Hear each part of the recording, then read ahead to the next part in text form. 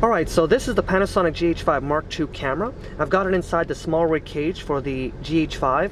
Now all accessories that are for the GH5 and GH5S are compatible with the GH5 Mark II because this camera is essentially the same body form factor as the original GH5, although it does have some different internals. It has an entirely different processor in it, as well as a new operating system. So some of the menu options have slightly different names. So for example, if I use this custom button I have assigned to image area video, you can see that on the original GH5 it was just called extended teleconvert and inherited the same naming from that photo mode, but here it's image area video. Now it's a sensor crop, it's the identical functionality as the original GH5, but it's just named a little differently. So keep that in mind, that there are a few minor differences on naming because it is a different operating system. But anyway, let me go ahead and get into how I've got mine customized, and maybe you'll learn a few things, and maybe you'll like how I have mine customized. You might want to copy some of it.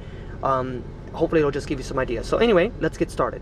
So starting off with the scroll wheel here, you can see that before I actually show you what my custom settings are, I'm going to show you how you can actually set a custom setting really fast on the GH5 as well as this camera, the GH5 Mark II. You just hold down any button and you can see your options. So I'm going to go start from the top, and I'm just going to scroll down slowly so you can see all the different options you have, and you can pause the video if you need to see all the options you have to customize each button on this camera. There are quite a lot of options. Okay, so now I'm going to show you that right now I have this one is set to record quality. So all I have to do, say I'm at 4K 24 and I want to switch to 4K 60, I just press this and I'm done. So if I want to go back to 4K 24, I'm done. So that's really convenient. Also, because we're using shutter angle, the shutter angle has been maintained. When I go back to 4K 60, it's been maintained. Let's say I want to go to the anamorphic 6K mode, just there we go, we're done. So we're in anamorphic 6K 420 10-bit long GOP 24 FPS, and it's a full sensor readout, so it's 18 megapixel video roughly, a 4:3 aspect ratio, and we've got our framing guide for, I believe this is 2.35 cinematic aspect ratio. So anyway, if I want to go back to 4K 60 for example, right now I'm in the exposure mode of shutter priority. Now I've got -2 EV here, and I'm getting a reading of 1600 ISO, and my f number's at 1.7, and my shutter angle's at 180 degrees. Now notice that the difference between say 4K 60 and 4K 24 is over a stop. So this should go down below 800 ISO when I go back to 24 FPS. And you can see it's not 640 ISO. So as you can see that I've gained more than a stop of light, as well as half the noise by more than a stop. So, and again, what I like about the Panasonic cameras is we're using shutter angle here, so I don't have to adjust my shutter speed when I change my frame rate. So anyway, let's continue on. So that setting right there is record quality. Now notice that if you hold it down, you can actually choose record quality my list. Now, if you just want a very simple version of this, you don't want to be going through these different pages, if you just want to have like 4 or 5 of your favorites, then what you can do is you can add them to your list, and then you could select that option instead. So that's something that's new on the GH5 Mark II, the My List feature for record quality that was not available on the GH5. Okay, so if I press up on this button, you can see on the scroll wheel, you can see I'm toggling between focus peaking on or off. Now, regarding focus peaking, this camera, or this lens, as most people know, has a manual focus clutch. Now this is a fly-by-wire focusing mechanism in this lens, as all modern DSLR, DSLM lenses are. But Panasonic just added this focus clutch and would give you the linear focusing. And then when you go over here, it's non-linear focusing, more like a photography lens. But the throw on this is not, it's not a lot. I mean, there goes infinity right there, you could say, and then this right here would be the nearest focusing distance. So it's maybe what, 90 degree throw for that. Now most cinema lenses would have significantly greater focus throw. Well, on the GH5 Mark II, this focusing clutch has been rendered pretty much obsolete. I just use it on this now because when you update the lens firmware, which I've updated the lens from 1.0 to 1.1, if you go over here to your settings, focus ring control, I've got it set to linear, and here's where it's really interesting. You can set the focus ring control, the amount of degrees of throw, in order to achieve the the actual amount of throw you want for the manual focusing. So I've got it set to 180 degrees, and that means that as I move the ring, I have not only linear focusing, but I can control the amount of degrees I want in order to get that focusing. So that is absolutely fantastic. I would have never thought of that. Panasonic really nailed it on this, because now this lens can function very much like a cinema lens. It can also function like a photography lens. It's really the best of both worlds. I really like this lens and I like this setup. So I'm going to also show you, let's go ahead. So we got the focus peaking down. You get the idea. I'm going to go and turn that off real quick because we're about to get at that. So focus peaking, you can see that on or off. Related to focus peaking is I've got this button right here set to monochrome live view, and that just gives you a black and white live view so that you can maybe see your focus peaking better. I don't really use this much, but it is an interesting option to have. Another option I've had assigned to this before is Synchro Scan, which is useful for flickering lights when you're indoors, so that can be useful. But anyway, I'm going to turn off monochrome live view. Let's go over to this button. So this button is set to zebra at 100% IRE. Now right now we are in the, if I go to my picture profile, and you can customize every single button in this quick menu. You can customize every single button. So I've thrown some in there in my own. I started off with exposure mode, but you can do whatever you want in this. Now we're at Cine D2 right now, one of the new photo styles on the GH5 Mark II. You can see that my zebras are set to 100 IRE, which makes sense. However, if I go into Vlog L, which you had to actually purchase for the original GH5, it was a $100 upgrade. On the GH5 Mark II, it's included. Now Vlog L, you can see that if I set my zebra, it's now at 80 IRE, which is the clipping point of Vlog L, I believe. So it's interesting that the zebras are context sensitive to whichever photo style you have enabled here. So that's very interesting. Also, my photo style, I've not changed anything on the Cine D2 profile except sharpness and noise reduction. I've reduced sharpness and noise reduction all the way down to -5, but everything else I've left alone.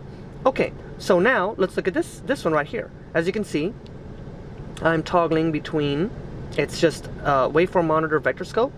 I'm toggling between the Waveform Monitor and the vector scope, as well as turning it off. Now on the GH5, it also had a Waveform Monitor, but it was significantly larger, and so I never used it. I used the histogram. But waveform monitors are better for video in general, so I like that on the GH5 Mark II, because it's got that newer and improved operating system. You can actually have a very small waveform monitor, and you can move it anywhere on the screen. I found that for me, having it in this corner up here works. Also on the GH5 Mark II, another feature is that when you're looking at your vector scope, if you try to set your white balance, so you want to set your white balance, you can still see the vector scope enabled. So that's also very interesting. So right now you can see that for this particular scene, you can see the chrominance is actually at the center marking, which means that the white balance on this scene is, for the most part, very close to being correct, at least in theory. So that's interesting. So of course, if I was to change the white balance, and oops, let's go change the white balance to something like this, you can see that now we're shifting towards this more reddish magenta, and you can see that the center point right there is quite a bit off the center. So when your white balance is correct, if you're aiming this at a gray card, then it should be centered in there. You get the idea. Okay, so now I'm going to turn this, but I tend to leave the waveform monitor enabled. Okay, so that's those settings. So you can see that I've got record quality, I've got peaking toggle, I've got zebra toggle, and then I also have cycling between waveform monitor, vector scope, and off. So I'm going to go back to the waveform monitor. We're at -2 EV again, like I said, for this just this demonstration. Now, this is the quick menu. This is a default custom button, and I like this a lot. And you're able to change the quick menu however you want. You just go over here to, I believe, settings, and you go over to quick menu settings, and then you go to item customization or customize, and now you can choose anything you want. So that's fantastic. Now over here, this button is set to the focus punch in, so that when you're wanting to manual focus, you can decide how you want to punch in. Now on the GH5, you could not punch in and check focus while you're recording, and on this camera you can't as well. So just keep that in mind. But another thing I want to cover is when you're in a, say right now we're in manual focus, if you're in say continuous autofocus and you press the same button, it doesn't punch in. Instead, it gives you the autofocus mode options. So that's interesting, as well as the arrows for how you want to control that. So if you want to adjust the AF area and then resize it, you can do that. So I do not use the touchscreen, although this camera does have a touchscreen. I use just buttons. Okay, so now let's go back to manual focus. So now I'm going to cover another button that a lot of people get annoyed about on this camera. It's the display button here. So when you press this, it cycles between various displays on the LCD here. Now, it's great, but the problem is that when you're holding the camera, it is extremely easy to press that button. And very few people realize that there is a custom setting called Operation Lock in this camera. And let's see, there it is, Operation Lock Setup. So if you go to that, you can actually lock the display button. Okay, so now I've got that custom setting set to this right here, this button right here, right by the lens. So let's go and enable Operation Lock. So now, if I'm holding the camera and I accidentally hit the display button, it says Operation Lock down there. Now, what's interesting is it's smart. It doesn't completely disable the display button. So for example, if I was, say, in this punch-in mode for focus, and I move the, the region, it says down here, display can reset. So if you press the display button, it will reset the center point for that, that focus punch-in checker, But again, when you're in the regular record mode like this, then pressing display will not do anything. It'll just give you a warning saying Operation Lock. So again, that's a very interesting way of fixing that issue. This camera is so advanced that, especially for its price, that you can customize it almost however you want. So anyways, let's continue on. Let's go over this button right here. So if I press it in, I got my audio levels, which is great. You can use the wheel to control that, or you can just use the arrows. And if you use a touchscreen, or I have the touchscreen disabled, but if you do use the touchscreen, you can actually adjust it like that. Okay, so now let's cover what I have on the upward direction of this joystick. I have it set to image stabilizer on or off. Now I don't know why I have this. I should probably just choose a better option up here, because you should pretty much have the image stabilizer always on this camera. It is a sensor shift stabilization. So even when you're on a gimbal, I recommend having this on, because when you have it off, the sensor is just going to move around, and it's, in my opinion, I think you should just have stabilizer usually always on. So I'll probably change that. Let's go to the left. You can see I've got the Luminance spot meter enabled there, and that is a new feature on the GH5 II. It's included in the new operating system here, so that's very useful.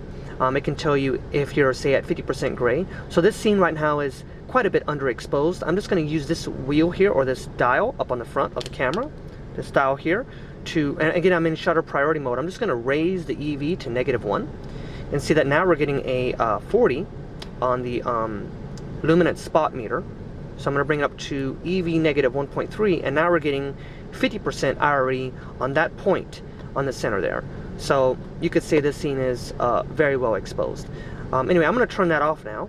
I'm going to turn off the Luminance spot meter. If I press this direction, we've got image area video. Now I did mention this in the beginning of this video. This is basically a 20 megapixel sensor, and I'm currently shooting in Cinema 4K, or yeah, this is actually Cinema 4K here. So that's Cinema 4K. So let's go ahead and try regular 4K. So this would be 4K 24. So this would be 8.3 megapixel video on a 20 megapixel sensor. So it is being oversampled, but if you want a 1-to-1 readout on that sensor, so a sensor crop, you can go to pixel for pixel. So now we are getting an 8.3 megapixel crop of the 20 megapixel sensor. So this would be the full sensor readout, and this would be the pixel by pixel. So you're not really losing quality, but you are cropping in about 1.3x. So this lens set to 25 millimeters, which is a 50 millimeter in 35 millimeter focal length equivalent, is now more like a 70 or so millimeter look, or 65, somewhere around there.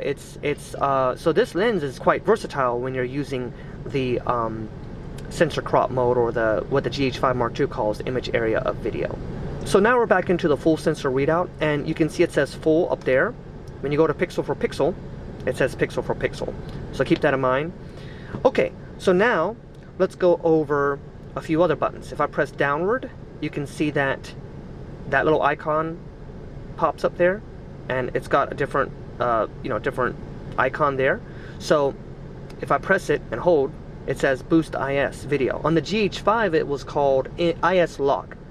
On this one it's called Boost IS. So it's the same feature. It does the same thing as IS Lock, but it's called Boost IS. So again, just keep that in mind. There's some slight different naming conventions here, but it's overall the same functionality.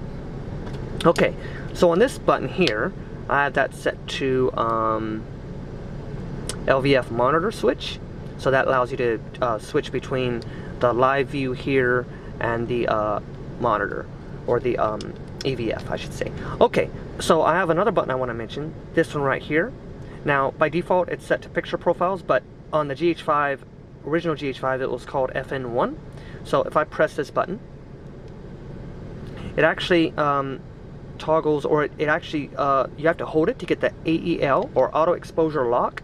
So let's say right now that I'm currently in shutter priority exposure mode. So if I was to hold this button here, the AEL lock, and move the camera around, the exposure is not going to change. None of the settings are going to change because AEL, or auto exposure lock, is being held. If I let go of that button, FN1, then now the camera can auto expose. My only annoyance is that you can't change it to be a toggle. You have to actually hold it, but that's okay, I can live with that. Another interesting fact is this dial controls EV. When you're in, I think you have to actually set this up in one of the menu options. Just go through all the menus and you can find how to set these dials up. But right now I can actually control EV while I'm in shutter priority, or these other semi-manual modes. So what's interesting is I can hold down AEL, right, my custom button for auto exposure lock, and control EV, or exposure value, exposure compensation. So that means that you can actually control, it's very similar on a Sony camera. Sony cameras have, you can actually do the same thing. You can lock the exposure, and then you can control the EV. So again, very interesting that this one has that too. And again, this is controlling EV, or exposure value. This button does the same thing, but see, if you press this button here, you get the different exposure values, but I just use EV. Now, let's go into one more thing I want to mention is, again, we are in shutter priority, so let's see what these dials do. You can see that I've got shutter angle, I've got this dial set to ISO, and then this one would be set to EV. So I'm in a semi-manual recording mode. Now, if I was to switch to, say, full manual, right? So now we're on full manual exposure. Things change a little bit. This is no longer EV. It is actually the F number. But keep in mind that the reason why I'm able to control the f-stop, or the focal ratio, with this dial is because this lens is set to the A marking here, see? So now, if I get it out of that, now I can control the aperture with the aperture ring itself. And this dial becomes irrelevant. So there's two different ways to control the aperture. Also, on this ring, again, we're in manual. We are controlling shutter angle. Again, ISO. I'm setting it back to auto. And then I can control aperture here. So on this camera, you have access to the entire exposure triangle. Along with the GH5, same thing. You can control the entire exposure triangle with pretty much one hand. So that is very, very useful as well. For the most part, everything else is very much similar, but I'm going to go through the menus real quick. Anything else I might want to touch on about this camera? Overall, it's not a major difference over the GH5. It does have some slightly improved color science and things like that. I particularly like it because it's got the 4K 60 10-bit. It's 420 chroma subsampling, but that is totally enough and acceptable to be able to use the V-Log-L color profile. So it is in my opinion, it's a very good camera, and you can see that for the most part the options are very similar to the original GH5. So now, of course, the menu is laid out a little bit differently.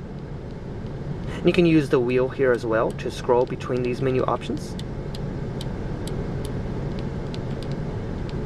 Okay, here's the some of these customizing options here, and then this would be for playback. Alright, so that's pretty much it. I just wanted to show a little bit about this camera, the GH5 Mark II.